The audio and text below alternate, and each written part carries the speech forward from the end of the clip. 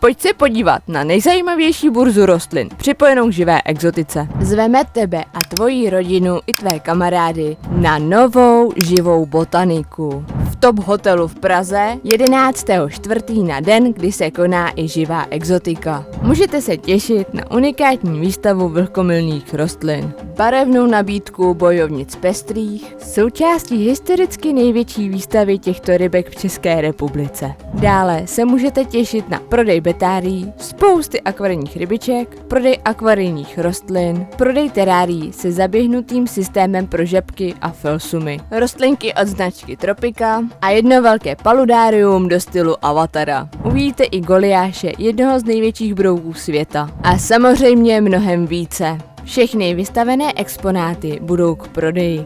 Vstupenky si můžete zakoupit buď jenom na živou botaniku a pro návštěvníky, kteří mají rádi nejen rostliny, ale i zvířata, doporučujeme zakoupit vstupenku na veletrh Živá exotika. Ta platí pro vstup do obou hal, hala číslo 1 i hala číslo 2.